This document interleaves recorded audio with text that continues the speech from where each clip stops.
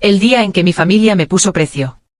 La mañana en que todo cambió llegó con un silencio extraño, casi insoportable, de esos que presagian que algo dentro de ti está a punto de romperse. Yo, Isabella, siempre pensé que conocía bien a mi familia. Pensé que los amores se repartían equitativamente, que el cariño de una madre y un padre nunca se inclinaba hacia un lado más que hacia el otro. Pero ese día descubrí que estaba equivocada, dolorosamente equivocada. Mis padres siempre fueron generosos, especialmente con mi hermana mayor, Camila. Ella era la brillante, la perfecta, la que prometía un futuro espectacular.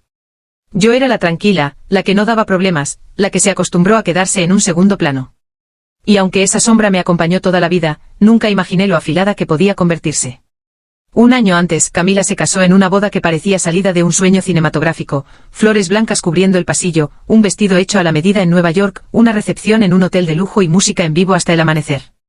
Todo pagado por mis padres, quienes con orgullo anunciaron a todos que habían regalado $400,000 para hacer realidad la boda de su princesa mayor.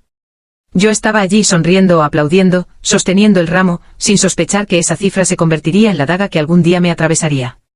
Cuando llegó mi turno, cuando finalmente encontré a Daniel, el hombre que me hacía sentir vista y valorada, pensé que quizás, solo quizás, ese amor equilibraría la balanza familiar. Yo no pedía una boda millonaria. No necesitaba lujos. Solo quería sentir que importaba, que era hija también. Y por un instante lo creí. Porque cuando anuncié mi compromiso, mis padres reaccionaron con felicidad. Mi madre me abrazó con lágrimas contenidas y mi padre dijo una frase que aún llevo marcada en la memoria como una quemadura: no te preocupes, hija. Nosotros nos encargamos de tu boda. Ese momento encendió una chispa de esperanza dentro de mí. Empecé a imaginar un pequeño salón, flores sencillas, una noche íntima con la gente que amaba. No necesitaba más. Nunca pedí más. Pero la ilusión, a veces, es solo un preludio del golpe. Porque 2 semanas después, cuando ya había visto lugares, presupuestos moderados y opciones razonables, mis padres me invitaron a la casa familiar para hablar de números. Era extraño porque con Camila no hubo números. No hubo límites. Solo cheques abiertos. Aún así fui con el corazón tibio, como si un futuro hermoso estuviera a punto de formarse. La escena estaba preparada como un cuadro congelado, mi madre sentada recta en el sofá, mi padre con un sobre cerrado sobre la mesa de centro, y Camila, allí, observando todo con un brillo que nunca supe interpretar bien. Competencia. Satisfacción. Superioridad. No lo sé. Solo sé que su presencia hizo que mi respiración se volviera pesada. Mi padre tomó el sobre y lo empujó hacia mí. Dijo que era para apoyar mi boda. Mi madre asintió como si aquel gesto fuese generoso, casi heroico. Yo, ingenua, todavía pensaba que dentro encontraría una ayuda sincera. Cuando abrí el sobre y vi la cifra, sentí un frío subiendo por mis manos, luego por mis brazos, llegando al pecho como una ola de hielo que me paralizó. No eran $400,000. No eran $40,000. Ni siquiera eran $4,000. Era un cheque por $1,000. $1,000, como si mi boda fuera una molestia, una obligación que querían despachar rápidamente. Como si mi historia valiera apenas un suspiro. Como si yo no fuera más que un pie de página en la familia donde crecí. En ese instante supe que algo dentro de mí acababa de quebrarse. Una grieta profunda, silenciosa, pero definitiva. Y ese fue el día en que mi verdadera transformación comenzó. Porque a veces cuando te enseñan tu valor, es cuando aprendes a multiplicarlo por tu cuenta. Pero ese cheque, ese insulto disfrazado de ayuda, no era lo peor. Lo peor venía en la carta que habían incluido dentro del sobre. Y al leerla, descubrí la verdadera razón por la que mi familia decidió tratarme como la hija de menor valor. La razón que cambiaría para siempre mi destino, y que despertaría en mí una fuerza que nunca imaginé tener. La carta que despertó mi furia. Nunca olvidaré cómo temblaban mis dedos cuando deslicé la hoja doblada fuera del sobre. Era ligera, delgada, casi insignificante. Pero el peso emocional que cargaba, ese podía derrumbar una vida entera. Al verla, mis padres mantuvieron un silencio expectante, como si ya supieran que mis ojos se llenarían de esa mezcla amarga entre incredulidad y dolor. La abrí despacio como si retrasar unos segundos el impacto pudiera cambiar el contenido. No lo hizo. Las palabras estaban allí frías, medidas, calculadas, escritas con esa cortesía distante que duele más que un grito. Era un mensaje disfrazado de sinceridad, pero lo que realmente contenía era un veredicto: mi vida, mis decisiones y mi lugar en la familia estaban siendo evaluados, y degradados. El texto decía que mis padres estaban contentos con mi compromiso, pero que ellos sentían que mi boda debía ser más sencilla, más prudente, más acorde a mi situación personal. Según ellos, invertir en la boda de Camila tenía sentido porque ella siempre fue la más estable, la más responsable, la que siempre supo elegir bien. Cada frase era una puñalada. Cada línea un recordatorio de que para ellos, yo nunca había sido suficiente. Pero lo peor venía al final. En una frase escrita con la suavidad cruel de alguien que sabe exactamente dónde herir. Creemos que Daniel no es la mejor elección para ti. No queremos invertir demasiado en algo que no vemos seguro. Allí lo entendí todo. No era que no tuvieran dinero. No era que quisieran enseñarme humildad. No era que estuvieran cansados de gastar. Era que a mis ojos, en mi vida, en mis decisiones, no confiaban. Me consideraban un riesgo. Una apuesta perdedora. Mis padres no querían invertir en mi matrimonio porque para ellos, yo era la hija que siempre fallaba. Sentí el piso desaparecer. Sentí el corazón encogerse como si fuera a romperse en un llanto sin sonido. Y por un instante quise decir algo. Quise defenderme. Quise gritarles que ya no era una niña, que mi vida no necesitaba su aprobación. Pero mi voz no salió. Solo mi respiración, profunda y temblorosa, llenó el silencio. Camila, en cambio, sonrió apenas. Una sonrisa casi imperceptible, tenue, pero suficiente para que entendiera que para ella este momento no era doloroso, sino conveniente. Verme pequeña la hacía más grande. Verme herida la hacía más luminosa. Verme desvalorada la hacía sentir que su pedestal era aún más alto. Y mis padres, sin darse cuenta, o tal vez sí, le estaban entregando otra corona invisible. Yo cerré la carta con suavidad. La guardé de nuevo en el sobre como si así pudiera contener todo el dolor sin que explotara dentro de mí. Pero el daño ya estaba hecho. Algo dentro de mí se movió, se encendió, se transformó. Era rabia, sí. Era humillación también. Pero sobre todo, era claridad. Por primera vez veía con exactitud quién era para ellos. Y también quién podía llegar a ser sin ellos. Me levanté lentamente sin hacer ruido, sin llorar. No les daría ese espectáculo. No les daría el triunfo de verme caer. Mis padres me miraron con una mezcla de alivio y desconcierto, como si no entendieran por qué no reaccionaba. Como si esperaran una súplica, un reclamo, una petición desesperada de más dinero. Pero lo único que hice fue entregarle el sobre a mi madre. Ella lo tomó sin mirarme, segura de que su decisión era madura y correcta. Mi padre asintió, satisfecho de haber establecido límites. Nadie imaginó que ese silencio mío no era resignación. Era el principio de mi venganza. Porque esa carta no solo me reveló cómo me veían ellos. También reveló algo que no habían considerado. Yo no estaba dispuesta a vivir una vida diseñada por otros. Y si querían creer que yo era la hija débil, la hija equivocada, la hija que no merecía un gran futuro. Pronto descubrirían cuánto costaba subestimarme. El primer golpe del destino llegó al día siguiente, cuando recibí una llamada inesperada. Una llamada que iba a cambiarlo todo. La llamada que encendió mi camino. A la mañana siguiente desperté con los ojos hinchados, pero con una determinación que jamás había sentido. El rechazo duele, sí, pero también despierta. Es como un fuego silencioso que arde por dentro, limpiando todo lo que ya no sirve. Ese día algo en mí se había alineado, mi dignidad, mi rabia y una nueva visión de quién podía llegar a ser sin la sombra de mi familia. Mientras preparaba café, mi teléfono vibró. Un número desconocido. Normalmente no contesto llamadas así, pero ese día, algo me dijo que debía hacerlo. Y lo hice. La voz al otro lado sonaba cálida, firme y femenina. Era la directora ejecutiva de una organización de diseño y eventos donde yo había trabajado como asistente hacía años, antes de que mi familia me convenciera de que esas cosas no eran para mí. Era una mujer que siempre había valorado mi dedicación silenciosa, mi forma meticulosa de ver detalles que otros pasaban por alto. Me dijo que había recibido una recomendación mía de una antigua colega, y que estaban buscando a alguien para liderar un nuevo proyecto internacional, algo grande, algo exigente, algo que jamás habría imaginado. Era una oportunidad potencialmente transformadora. Y lo más importante, la consideraban para mí por primera vez en mucho tiempo. Sentí que alguien veía mi valor sin filtros familiares, sin comparaciones, sin etiquetas que me reducían. Ella no mencionó mi apellido, ni a mi hermana, ni mis decisiones sentimentales. Solo mis habilidades. Solo mi talento. Solo mi trabajo. Ese momento fue como abrir una ventana en una habitación donde llevaba años sin aire. Colgué la llamada con una mezcla de sorpresa y esperanza. Me dieron 3 días para enviar una propuesta preliminar, y en el fondo, algo me decía que ese proyecto sería el punto de inflexión de mi vida, pero la vida nunca te da una oportunidad sin ponerte a prueba. Porque mientras empezaba a trabajar en silencio preparando bocetos, ideas, planes y proyecciones, mi familia seguía viviendo su normalidad perfecta. Para ellos yo ya era un asunto terminado, una molestia resuelta con un cheque de $1000 y una carta condescendiente. Hasta que Camila decidió aparecer en mi apartamento. Ni siquiera tocó. Entró como si el espacio fuera suyo. Llevaba su seguridad habitual, esa postura de reina heredada, ese modo de caminar que decía, yo soy la favorita. Su presencia llenó el lugar con una tensión que se podía cortar. Me observó de arriba a abajo como si yo fuera un rompecabezas que ella ya sabía resolver. Vengo a ayudarte, dijo con esa voz suave que escondía 1000 dagas invisibles. ¿Ayudarme? Ella. La misma que sonrió al ver mi humillación. La misma que se benefició toda la vida de un favoritismo descarado. La misma que sabía que mis padres pensaban que yo era una decepción. Pero no respondí. La dejé hablar. Camila explicó que mis padres estaban preocupados porque me vieron demasiado calmada cuando me dieron el cheque. Que creían que yo estaba negando la realidad y que querían evitar que hiciera un escándalo.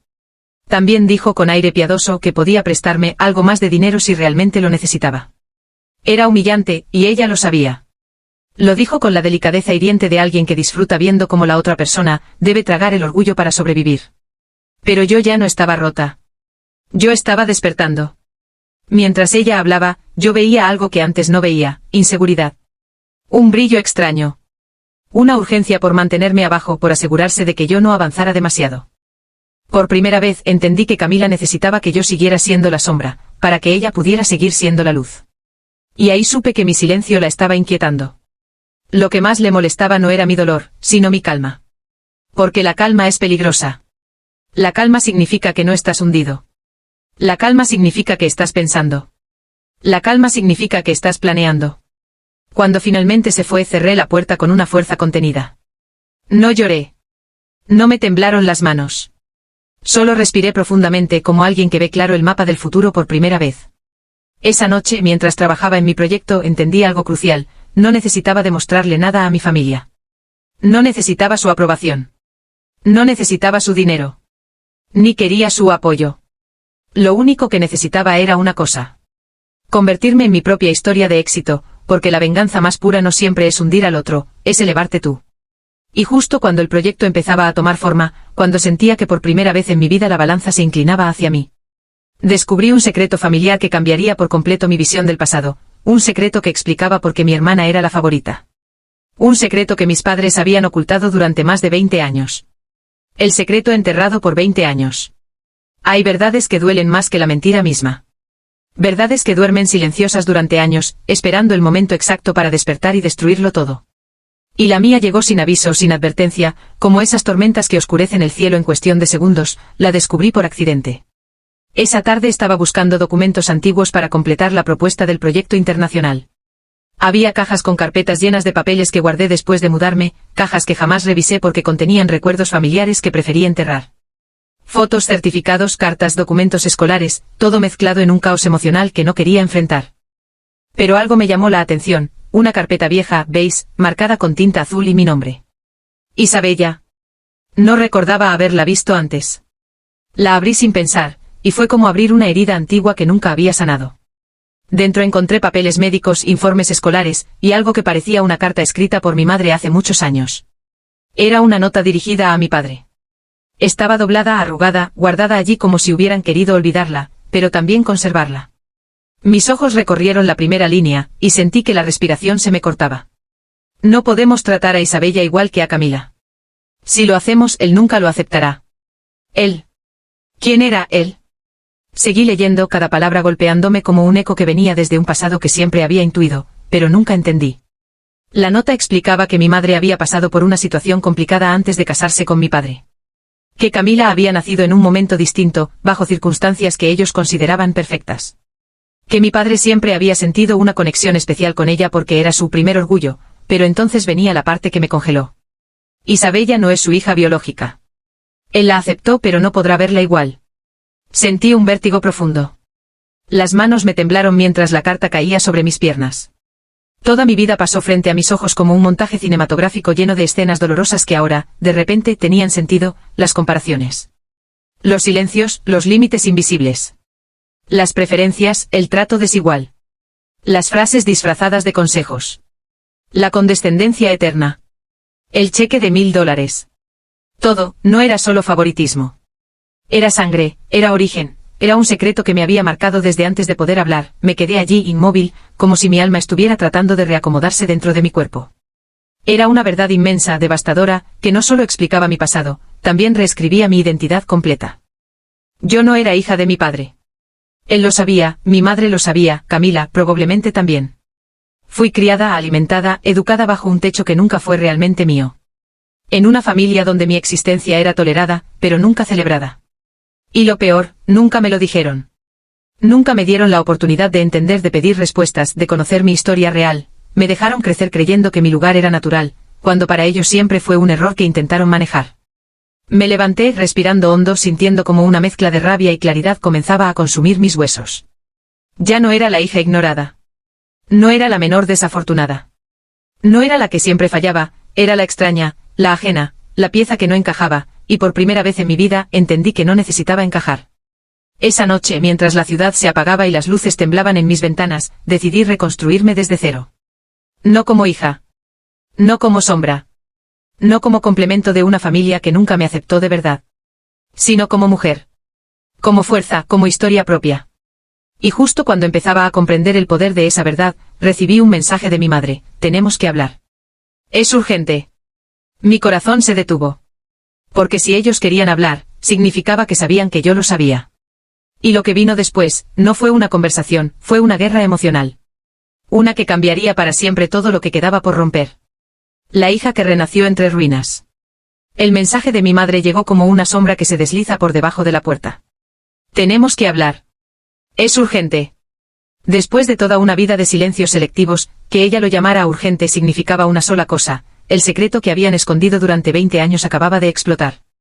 Y ellos sabían que el silencio ya no podía protegerlos. Fui a la casa familiar sin temblar, sin miedo, sin el peso emocional que tantas veces me había aplastado. Algo en mí había cambiado. Mi paso ya no era el de una hija buscando aprobación, sino el de una mujer que por fin veía la verdad con claridad. Al entrar, sentí de inmediato la tensión que llenaba el aire. Las cortinas estaban a medio cerrar, la luz apenas iluminaba la sala, y mis padres estaban sentados uno frente al otro como dos estatuas quebradas. Camila estaba de pie, con los brazos cruzados, como si estuviera vigilando el derrumbe de un reino que siempre creyó suyo. Mi madre habló primero. Su voz quebrada. Sus manos inquietas. Me dijo que sí, que lo que leí era verdad. Que ella me había tenido antes de conocer a mi padre. Que él aceptó criarme, pero que nunca había logrado amarme como a Camila. Que ella creyó ingenuamente que el tiempo sanaría algo que nunca sanó. Me dijo que intentó compensarlo de otras maneras, pero que ahora entendía que nunca fue suficiente. Mi padre no levantó la mirada. Su silencio era una confesión aún más dura que las palabras. Camila, en cambio, mantenía la mandíbula tensa, como si la revelación la incomodara por razones que no tenían que ver conmigo. Para ella, esta confesión no era una tragedia, era una amenaza. Si yo no era realmente hija, si yo no pertenecía, entonces mi ruptura ya no la dejaba por encima. La dejaba expuesta. Vulnerable. Igual que yo. Y eso era algo que ella nunca toleraría. Mi madre empezó a llorar diciendo que siempre quiso decírmelo, que no supo cómo, que tuvo miedo de perderme. Que sabía que la forma en que me habían tratado era injusta, pero que se había perdido en un matrimonio lleno de culpas y apariencias. Era tarde, muy tarde, pero ya no me dolía como antes. Había llorado suficiente en silencio durante toda mi vida. Había cargado heridas que nunca entendí. Ahora, por primera vez, la verdad me liberaba. Me hacía ligera. Me hacía nueva. Respiré hondo y les dije, con la voz más firme que jamás había usado, que no buscaba una disculpa. No necesitaba correcciones. No quería explicaciones que intentaran pintar el pasado con colores que nunca existieron. Lo único que quería era distancia. Mi madre rompió en un llanto desesperado. Mi padre apretó los puños. Camila me miró con una mezcla de miedo y rabia, como si estuviera viendo cómo la estructura de poder familiar que siempre la favoreció comenzaba a desmoronarse. Me levanté y antes de salir, dejé el sobre con el cheque sobre la mesa. No como reproche, sino como declaración final. No necesito esto. Y tampoco los necesito a ustedes para construir mi vida. Me fui sin mirar atrás. Esa noche regresé a mi apartamento y terminé mi propuesta para el proyecto internacional. Cada palabra, cada diseño, cada detalle lo hice con una fuerza nueva, una que jamás había sentido mientras vivía bajo el juicio de una familia que nunca me vio realmente. Una semana después, recibí la respuesta. Había sido seleccionada. No solo para participar, sino para liderar un contrato internacional. Un sueldo que multiplicaba por 10 cualquier cosa que mis padres hubieran podido regalarme. Un futuro lejos. Un lugar donde mi apellido no importaba. Donde yo era suficiente por lo que hacía, no por quien me había criado. Lloré. Pero no de tristeza. Lloré porque finalmente me había encontrado. Y el día que firmé el contrato, recibí otro mensaje, esta vez de Camila. Solo decía, tenemos que hablar. Las cosas con papá no están bien. Pero ya no era mi responsabilidad. Ya no era mi carga, ya no era mi guerra. Porque la mujer que durante años vivió a la sombra ya no existía. Había renacido, había elegido su camino. Y esa fue la verdadera venganza. Convertirme en todo lo que dijeron que no podía ser.